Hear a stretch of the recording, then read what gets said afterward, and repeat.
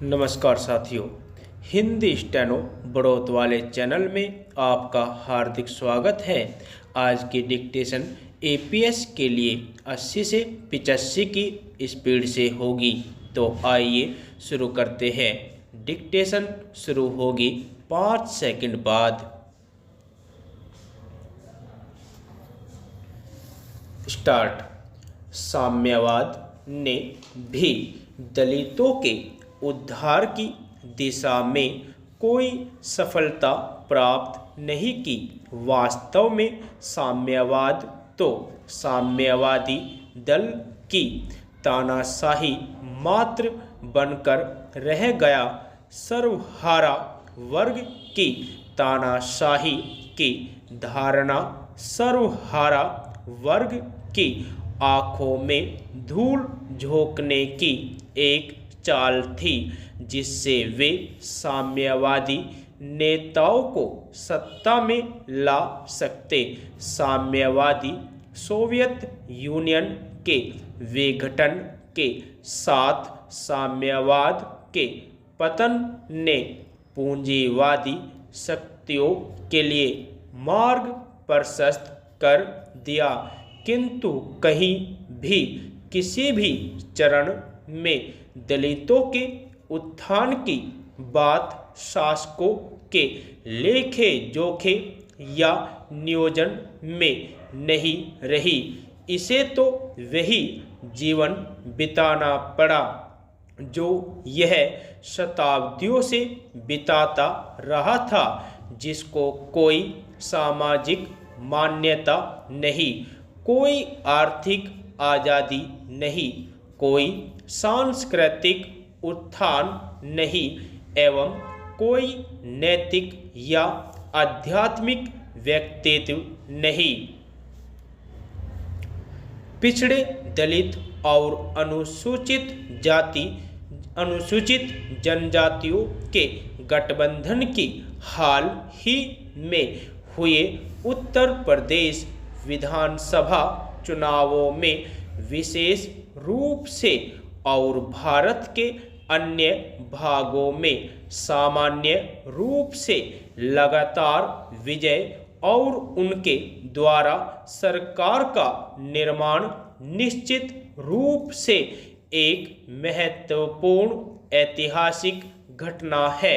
जैसे कि पहले कहा जा चुका है, यह दलित के उदय, उसकी चेतना के उदय का प्रतीक है। इस विजय से उनकी अन्य राज्यों में जहां पर जब भी चुनाव हो विजय की आशा बंधी है। इन परिगणितों की सफलता के बहुत से कारण हो सकते हैं, विशेषकर ऐतिहासिक कारण, किंतु तात्कालिक रूप से मुलायम सिंह यादव और काशीराम के करिश्माई नेतृत्व इसके लिए बहुत कुछ जिम्मेवार रहे हैं। बहुजन समाज पार्टी की नेता कुमारी मायावती ने दलितों को संगठित किया और उसे एक सशक्त राजनीतिक दल भी प्रदान किया है।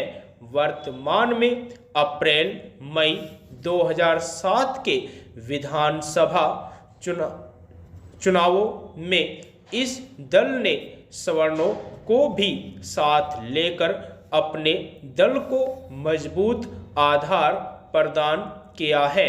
सवर्ण जातियों और उनके नेताओं को चाहिए कि इस नई स्थिति के प्रति सहनशीलता का दृष्टिकोण अपनाएं और अनुसूचित जाति जनजाति के सदस्यों को सहानुभूतिपूर्ण समर्थन दे, जो सत्ता में आ रहे हैं और राजनीतिक और सामाजिक व्यवस्था में उच्चतम पद प्राप्त कर रहे हैं।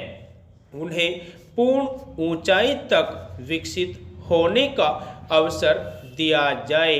चाहे उन्हें इसके लिए कुछ त्याग ही क्यों न करना पड़े। इसी से न्यायपूर्ण सामाजिक व्यवस्था के लिए मार्ग प्रशस्त होगा। एक ऐसी व्यवस्था जिससे अत्याचार, शोषण और दासता का अंत हो जाएगा और समाज के सभी वर्गों का सामंजस्यपूर्ण एवं शांतिमय सह अस्तित्व सुनिश्चित हो सकेगा। दलितों की इस विजय में चुनाव आयोग का भी योगदान है, जिसने स्वतंत्र और निष्पक्ष चुनाव कराने के लिए अपने समस्त संसाधन जुटा दिए। यह पहला अवसर था जबकि दलितों ने अपने लिए मतदान किया और क्योंकि उनकी संख्या बहुत बड़ी थी, उनकी सफलता तो निश्चित थी ही। झूठे नारे की अपील का उन पर असर नहीं पड़ा, अपितु अपने ही शासन की स्थापना की संभावना अन्य किसी भी प्रकार की अपील पर भारी पड़ी।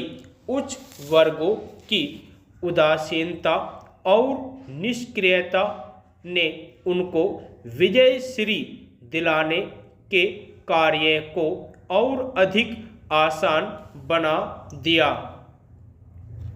यदि आपको डिक्टेशन अच्छी लगी हो तो हमारे चैनल को सब्सक्राइब करें तथा वीडियो को लाइक व शेयर भी करें। धन्यवाद।